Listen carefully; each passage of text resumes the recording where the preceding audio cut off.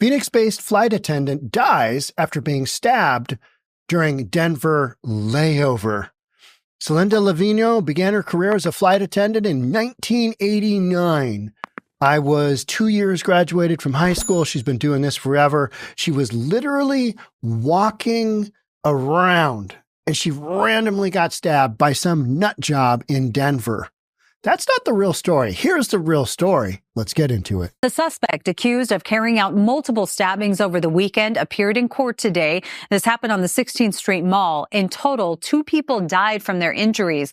Officials believe the suspect carried out a total of 4 stabbings between Saturday and Sunday. Phoenix-based flight attendant died during a layover in Denver, according to the Association of Professional Flight Attendants here. The group identified that flight attendant as Selinda Lavinho, who began her career as a flight attendant in 1989. American Airlines said in a statement that Lavinho was the victim of a senseless crime Saturday night in Denver and that the incident is being investigated by local police. The airline.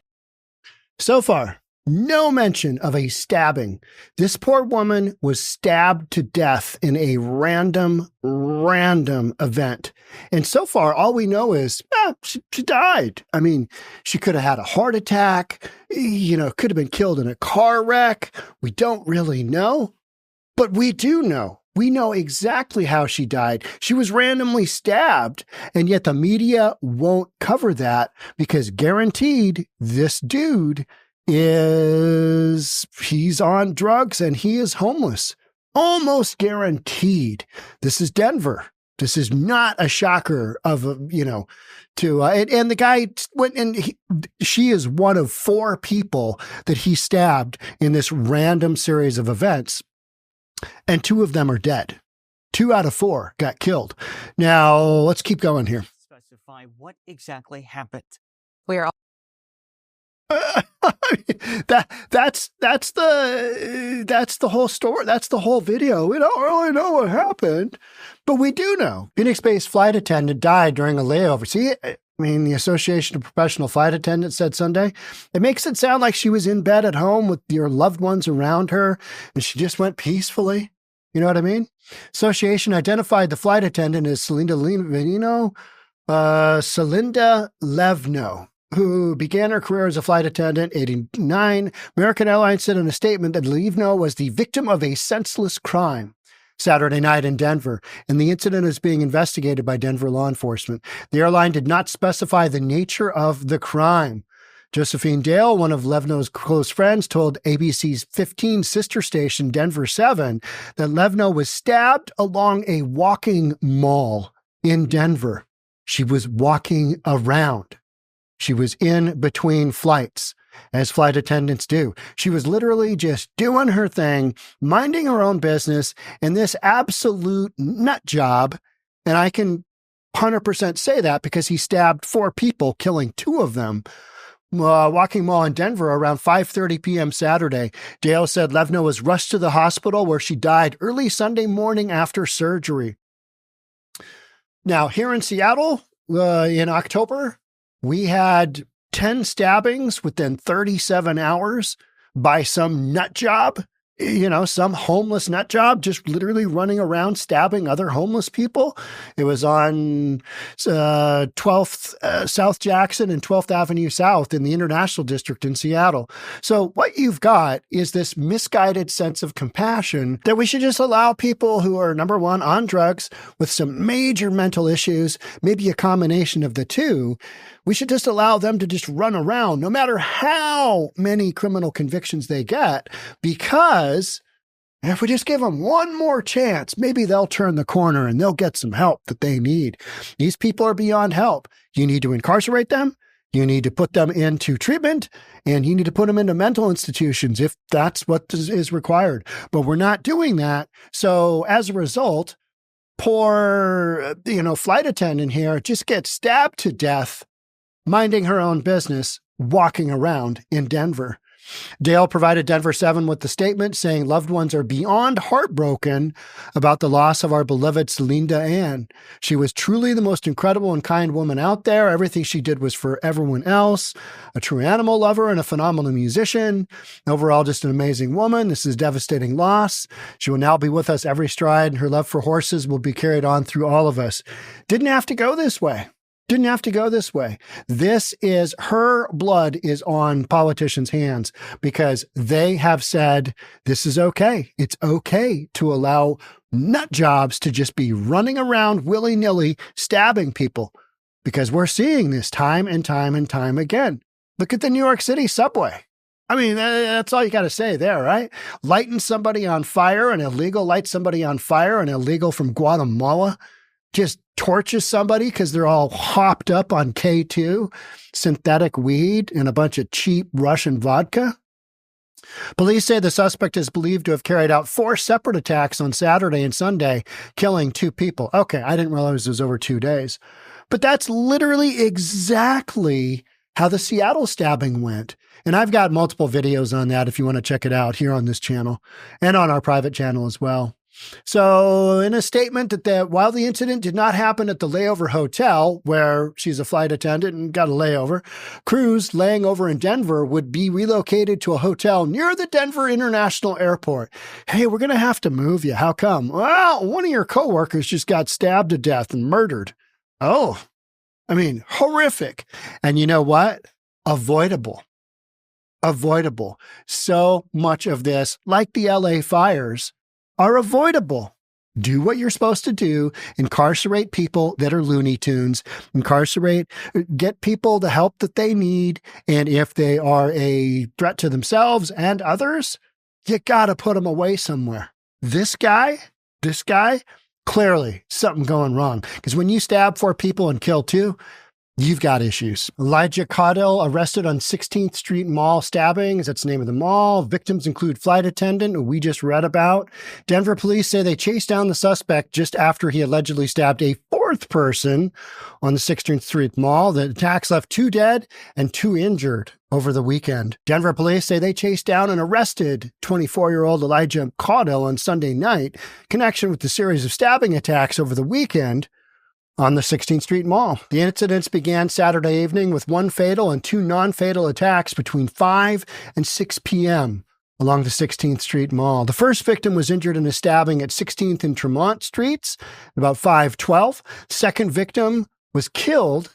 That was the flight attendant at 16th in California at 5:17. So 5 minutes later. Third victim was injured at 16th and Lawrence Streets at about 5:54. So half an hour goes by, right? Or slightly less than that. On Sunday night, and none of these he was apprehended for. He got away with all 3 of those. On Sunday night, a 4th victim, a man, was killed in a stabbing at 16th and Wynkoop Streets at about 8:06 p.m. All of these stabbings basically happened in a single line, kind of down one street, 16th, because it's the 16th Street Mall, right? Or whatever it is. Shortly afterward, officers spotted Cadell running with a knife. They did not know he had allegedly just killed someone, but he matched the description of the suspect and they gave chase. Shortly after officers arrested Cadell, the 4th victim was found and taken to the hospital where he was pronounced dead. Cadell has been involved in other incidents where he allegedly threatened people with knives, according to police records in 2021. A civil protection order was filed against Cadell after he allegedly confronted and chased a maintenance person with a knife attempting to stab him.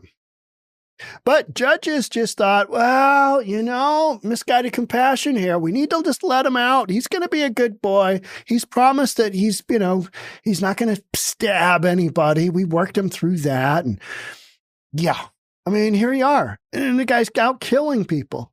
Possible motive is still under investigation. There is no motive. Something random like this where he doesn't know any of these folks. This is random. The guy is whacked out of his mind on drugs or he's crazy. That is end of story, period. Boom, right there. According to police, Cadell had no prior relationships with any of the victims. So it's totally random. So you got that guy. I mean, that guy's obviously, he's got some he's got some issues. I mean, he's gonna do some. I mean, he's gonna have to go away. But again, this guy's had charges, and you know he's on some kind of drugs. You know he shouldn't be on the streets. I mean, he's got priors. He's literally been accused of chasing somebody around trying to stab them. I mean, attempted murder with a deadly weapon. I don't know. You know what I mean? I'm not law enforcement. I'm not a judge, but there's a consistency to all of this. All right, let's. So that story, in conjunction with what's happened in Seattle, how about we scoot on over to suspect arrested with flamethrower near Los Angeles fire as an illegal immigrant. Now, I did a full podcast on this earlier. What you've got going on here is you've literally got, and you've probably seen the footage, you have a illegal immigrant who's going to get protected by sanctuary city policy because the entire state of California is a sanctuary state. And even though this guy is running around with a blowtorch, and citizens in the community, while their surrounding neighborhood is just going up in flames, this guy is trying to light Christmas trees on fire. But because of laws in California, they didn't have enough probable cause to arrest him for arson, even though he's got a blowtorch, and they caught him literally catching Christmas trees on fire. There's no probable cause. And so now, without charges, the only other thing is that he could be turned over to ICE and they would deport him. But California's not going to do that because they're a sanctuary state and they don't believe in having local law enforcement work with federal law enforcement getting people out that are clearly criminals. And this guy was a criminal. He's got a rap sheet. So you've got so many instances and examples of this whole misguided compassion thing where politicians think, well, if we just give them 814 chances, eventually they'll get it right. And by Jove, they'll be back on the straight and narrow. And in turn, you've got stories like this, lighting a community on fire that's already literally burning. You've got a second guy here. You've got a homeless dude, California firebug arrest, caught on video as police warn of arsonists. You've got looters going on in California because Proposition 47, if you steal a bunch of stuff, unless it's a lot of really expensive stuff, it's a misdemeanor. Now, because you're in evacuation zones, those penalties might be a little bit more, but are they really going to be much more than a misdemeanor? Are they really going to be a felony? I doubt it. This is California we're talking about here, right? So you've got in Denver, guy running around stabbing. You got in Seattle, guy running around stabbing. You've got arsonists. You've got looters on scooters. I mean, you've just got all kinds of stuff going on. And so much of this is avoidable due to policy. Period. Full stop. Doesn't need to be this way. Incarcerate people. Get them the treatment they need, but you got to do some involuntary stuff, and we are not willing to do that. One of my podcasts that just got released, maybe it was today. I think it was today. Was on Steve Irwin. Yeah, not that guy. The guy in Seattle with the excavator that he took into a city park and was digging for gold, and he was mining. He was going to find some diamonds in the Seattle City Park, and he was doing some logging. He was cutting down trees. He was cutting down trees in a critical area. He had been there 5 different times building his compound in a city-run park. He'd been arrested. He's got a rap sheet a mile long. He's on drugs. He's homeless. He's nuts. I've interviewed him. He showed me the results of his mining efforts, and there were some pebbles. He found some pebbles in the earth. I mean, it was just kind of sad. Okay, what do we think that is? Other than a rock. Google Lens says it's a diamond. Oh, okay. Raw diamond. Huh. No. So you just got to crack that open? Polish it and do something with it. Yeah. That looks like a dinosaur, don't it? That kind of does. Like a 'Cause he was in the ground like that. You're not wrong. Yeah. Huh. Okay. And these you've been collecting from the site all in one area, or? Here and there. Yeah. Okay.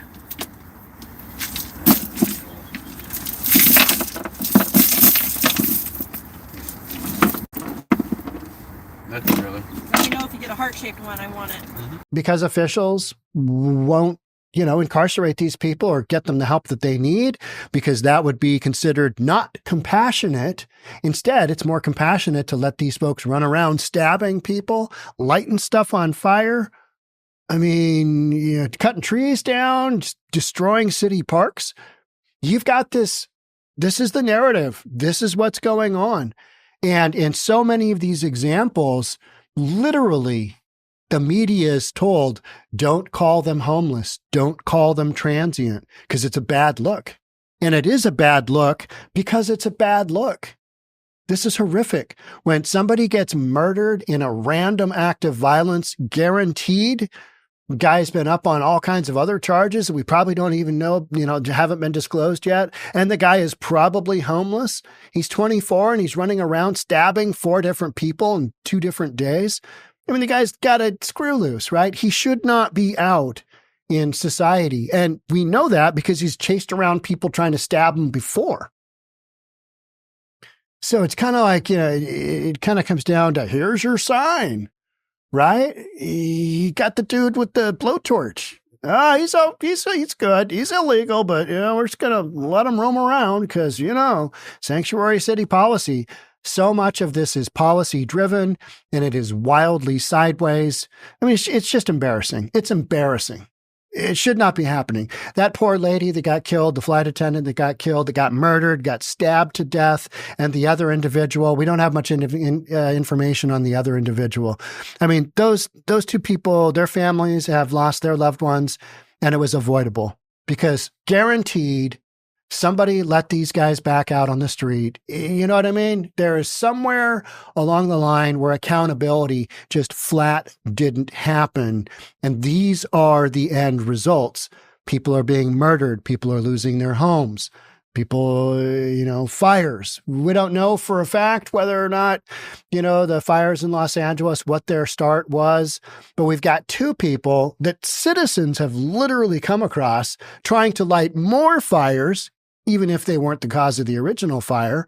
We don't know really what started it. I was reading that they think the original big Palisades fire was possibly from a previous fire that didn't quite get put out all the way, and with the big winds just took embers and moved it around. But that's just a theory. They haven't really released the full story on that, I don't think. Any which way you look at it, so much of this is avoidable. It just is. And yet, it's continually happening. 10 stabbings in Seattle. I mean, you don't need to say anything more because you just look at these stories and go, yeah, okay, oh, murdered? Oh, that's not good. And yet, we don't make any changes. I mean, it's the literal definition of insanity. Just keep going down that same road and hope that something gets better. Yeah. This guy's 45th conviction, maybe 46, and he'll get it right this time. Probably not. Maybe he'll kill somebody. And that's where you sit. That's it for me on this one. Thanks so much for being here. I'll catch up with you in the next one. Bye for now.